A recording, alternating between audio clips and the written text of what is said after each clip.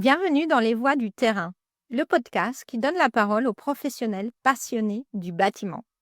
Au fil de ces échanges, vous découvrirez leur parcours, prendrez connaissance des défis qu'ils et elles rencontrent en tant qu'entrepreneurs et dirigeants, ainsi que la philosophie qui guide chacun de leurs projets. C'est parti pour une nouvelle immersion inspirante dans les coulisses du bâtiment.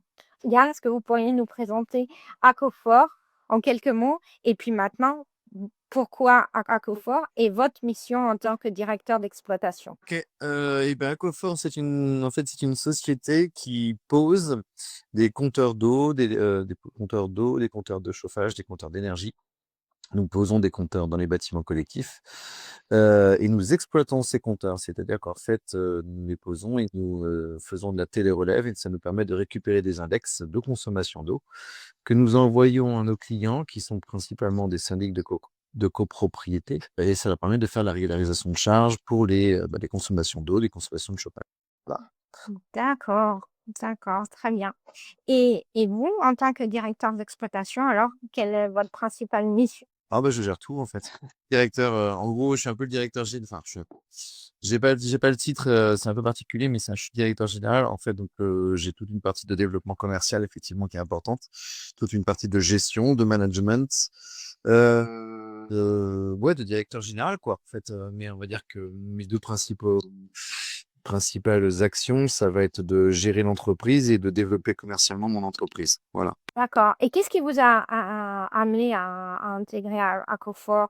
Est-ce que c'est le résultat de votre parcours ou est-ce qu'il y a eu une motivation particulière? Alors il y a 2 choses, c'est un peu un mix des 2. C'est qu'en fait, je suis un ancien Vista. Donc, Ista qui était un énorme acteur au niveau français, voire même européen, dans ce domaine d'activité du comptage, et je connais bien le marché, je connais bien le métier, on va dire.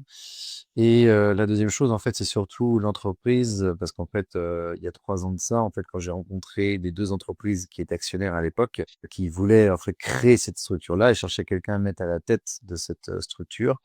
Et il s'avère que ça fut moi parce qu'en fait, j'ai envie, j'aime l'entreprise, j'aime mettre en place des choses, j'aime mener des projets.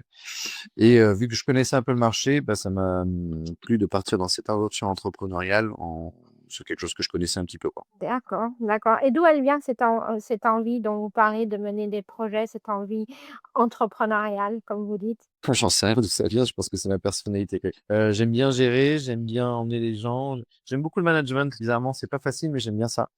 Et j'aime bien vers des projets qui mènent des projets et en plus de ça, et on peut gagner de l'argent et si on peut s'éclater en gagnant des affaires, en c'est assez riche, psychologiquement donc Très bien.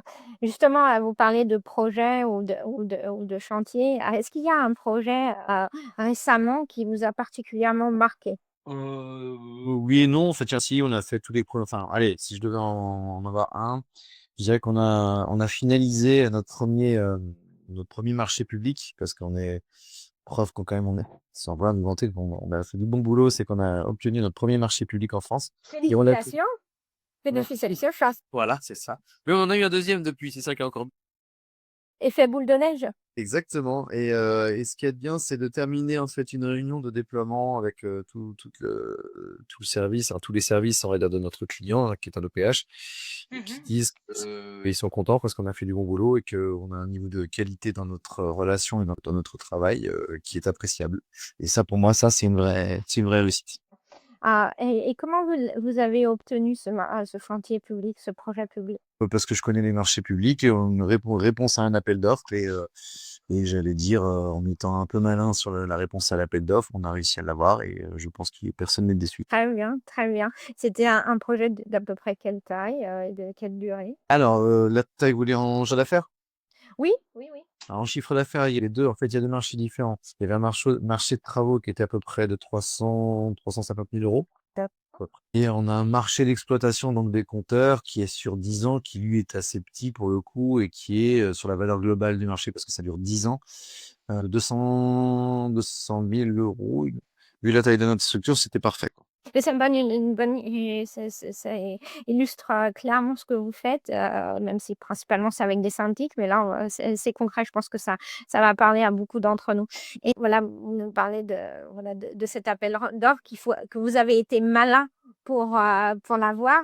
Ah, j'en comprends, j'en déduis que vous avez des défis forcément, tous les jours, des défis opérationnels, budget, et cetera. Quels sont les vous pou si vous pouvez en identifier quelques-uns, les principaux défis que vous rencontrez sur le terrain?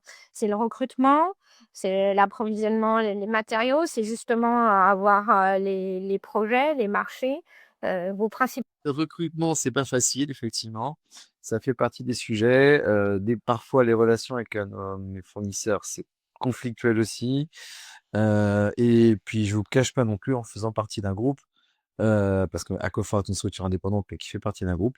Parfois, les relations avec le groupe sont un peu difficiles aussi. D'accord, ouais, donc 3 terrains à gérer, en fait, plus la réalité du vrai terrain. Oui, voilà, oui, parce qu'il y a ça, en fait, il y a ces 3 choses-là, puis après, il y a l'aspect commerce aussi, il y a tout ça, mais disons que ça, c'est entre guillemets «plus facile», quoi. D'accord. En tout cas, plus je maîtrise plus, on va dire ça comme ça. Ben et là, de ces 3 défis principaux, bon, le fait d'être dans un grand groupe, on comprend, oui, bien sûr, les défis qu'il peut y avoir, d'être aligné avec ce groupe et des fois, c'est des grosses machines. Les 2 autres, par rapport aux fournisseurs et au recrutement, est-ce que vous pouvez nous en parler un petit. Pour le recrutement, c'est pas dur, hein. Le bâtiment, il est très difficile d'avoir, j'allais dire des profils, qualifiés, alors à la fois qualifiés, compétents et surtout, sérieux dans le temps, heu et pour des prix, raisonnables. Le rapport de force est inversé, en fait, par rapport à ce qui existait avant. C'est ceux qui ont des connaissances manuelles et cetera, savent qu'ils valent cher et du coup, ça leur donne, à la fois, en fait, une liberté dans la négociation de leurs tarifs, mais aussi parfois dans la négociation de leur emploi du temps qui est assez extraordinaire. Bah, ça, c'est assez dur à gérer. Parce que pour le coup, parfois, c'est tout à fait justifié et moi, je j'ai aucun souci pour bien payer les gens et c'est plutôt ma façon de faire, de bien payer les gens pour avoir du bon travail. Mais par contre, bien payer les gens pour que les gens fassent à peu près ce qu'ils veulent, ça, c'est pas tout à fait la même chose, quoi. Mmh. Donc voilà, moi je dirais que c'est ça. Au niveau du recrutement, c'est principalement ça. D'accord. Et puis puis les structures, enfin ouais, dans le bâtiment, il y a de la pénurie, etc., etc. Et c'est vrai que bah c'est pas évident, quoi. Pas évident parce qu'en fait, c'est bouche à oreille, en fait, ou alors vous prenez des risques. Mmh.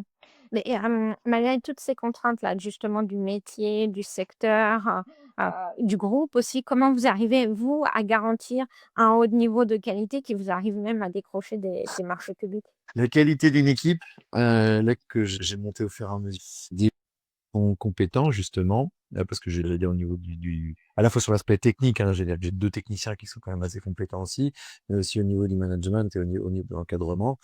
J'ai réussi à mettre en place une bonne ambiance. J'ai réussi à faire en sorte que l'équipe soit soudée, qu'elle ait envie d'aller, toujours vers le même truc. Donc en fait, je suis en capacité de leur demander des efforts et je sais que quand je leur en demande, ils le font mais je sais aussi être quand il le faut et cetera et cetera. Enfin, donc c'est un juste milieu à trouver que je pense avoir trouvé, donc je pense que ouais, ce qui fait le truc, c'est l'équipe, en fait. Mmh.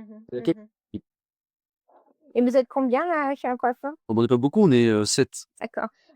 Combien sur le terrain et combien, on va dire, commercial, gestion? Alors commercial, j'ai qu'un seul responsable commercial. J'ai 2 gars qui sont sur le terrain. J'ai un gars qui s'occupe qui fait enfin pas de l'admin, mais on va dire logistique, achat, machin, et cetera, et Mmh. cetera. Un responsable exploitation et j'ai une assistante. D'accord. Donc, ouais, voilà, les talents humains, c'est ce qui peut Ouais, vous permet de ah garantir la qualité. et ça, c'est clair et net. Ça, je pense que s'il y a pas ça, de toute façon, ça périclite assez rapidement. D'accord. Mmh, c'est noté. Si on passe maintenant plus de l'autre côté, la partie client ou donneur d'ordre, est-ce que vous avez, remarqué, constaté des évolutions dans les attentes, par exemple, des clients, des donneurs d'ordre dans ces dernières années? Vous avez parlé des défis, justement du recrutement Ouais. et l'autre côté? Ouais, ouais, en fait, ça enfin bon, non, il y a toujours cet aspect prix, mais qui sera toujours la même chose. Où, enfin, on veut toujours un peu tout pour rien du tout. Une Ferrari pour le prix d'une 2 chevaux, ça c'est une chose. Mais je pense qu'il y a une demande de plus en plus importante aussi, justement, sur ce relationnel humain.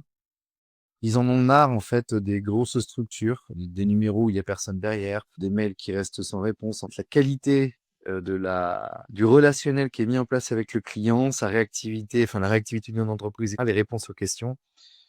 Tout ça, des choses qui sont hyper importantes, en fait et qui prennent de plus en plus le pas et pour tout vous dire, c'est un peu le positionnement que j'ai, qui me fait que je me différencie. D'accord, c'est comme ça que justement Aquaphor se différencie par rapport à ses concurrents? Entre autres, mais c'est aussi enfin un positionnement qualité assez élevé, assez fort et bon cette notion de relationnel client qui est hyper important, ouais. C'est intéressant de vous entendre, parler ça justement de la dimension humaine parce qu'on est justement, dans un monde, dans des secteurs où il y a de plus en plus de numérique, de technologie, d'intelligence artificielle, où justement il y a de moins en moins de contacts, humains directs, hein, les réseaux Mmh. sociaux, tout ça. Vous, est-ce que ces nouvelles technologies, le numérique ou l'IA, vous l'utilisez déjà? Est-ce que vous avez de demandes peut-être? D'utiliser ces outils-là ou Je commence à l'utiliser, que pour gagner du temps en marketing, sur des choses comme ça. En fait, je l'utilise plus, en fait, pour l'instant, pour gagner du temps dans l'aspect, gestion administrative, ces choses-là ou management. Mmh. Heu et là-dessus, et en marketing. Maintenant, sur le reste, non, pour l'instant, non, non, non, mais on l'utilise déjà, ouais. J'ai déjà mon petit abonnement à ChatGPT, oui. Félicitations. Merci. Très bien.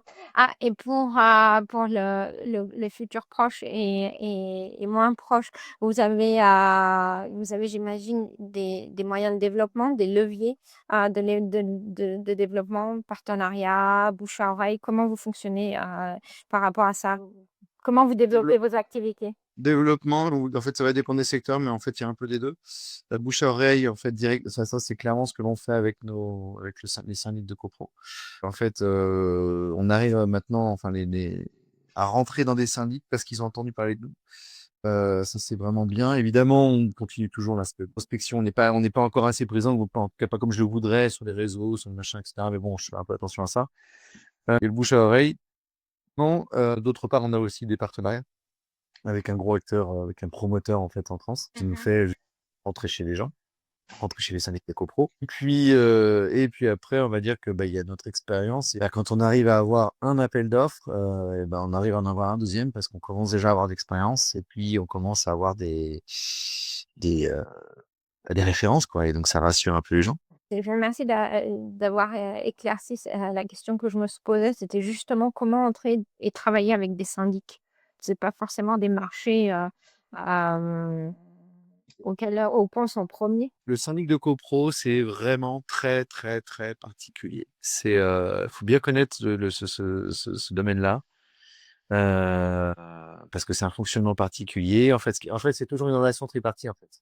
Parce que Mmh. vous avez le syndic pro, mais en fait, c'est que enfin, le gestionnaire, soit il va être votre facilitateur, votre prescripteur. Bon, il peut parfois être votre détracteur, mais en tout cas, lui, entre guillemets, il va passer les plats, il va vous aider. Mais en fait, ce qui a quand vous êtes dans ce domaine-là, il faut bien avoir en tête qu'en fait, les décideurs, ce sont les copropriétaires. Donc il faut aussi adapter son discours, gérer ça avec un peu tout le monde. Et non, c'est un domaine, la copro, c'est un domaine qui est très particulier. Effectivement, ça en tout cas, c'est pas le type de client auquel on pense en 1er. Ah non, pas du tout, normal. On arrive bientôt à la fin de notre entretien, Yann.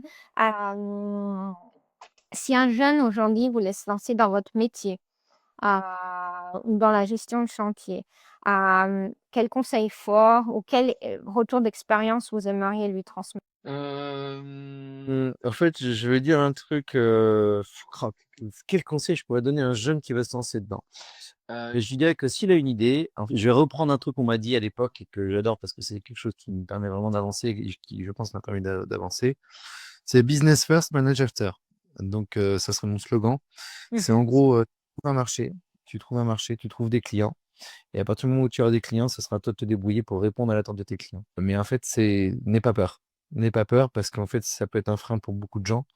Des fois, des choses qui semblent, inaccessibles, trop compliquées ou quoi que ce soit. Et si on croit dans quelque chose, à partir du moment où il y a une demande et qu'il y a des clients, il y a forcément des solutions. Enfin, il y a très souvent des solutions qui existent. Par contre, il faut se creuser les méninges. Il ne faut pas croire que les choses vont arriver facilement et seules dans le bec. Donc, business first, manage after, ce que je dirais. Très belle conclusion, puis j'en comprends j'en déduis aussi que vous avez plus peur. Vous n'avez pas peur? Non, comment dire?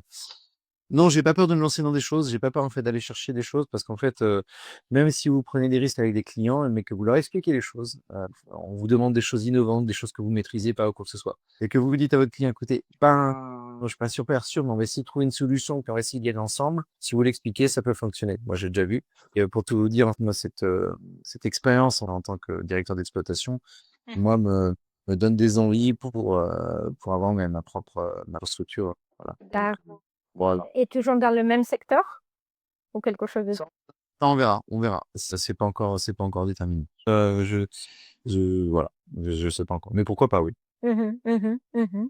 Ah ouais, donc ce que vous disiez au début, voilà, cet appétit entrepreneurial, cette passion entrepreneuriale et puis les idées, puis pas avoir peur. Voilà, c'est ça, ouais. Ouais, bah, puis moi, j'ai eu la chance, en fait, de tomber j'étais directeur salarié, donc bah, quelque part, c'est facile parce que j'ai pas eu de billes à mettre, juste à essayer de gérer quelque chose et quand je vois qu'on est parti de 0 et que là, on produit, au bout de 3 ans, on est, à 1,5 million d'euros de chiffre d'affaires, enfin 1,2, 1,2, 1,5, ouais.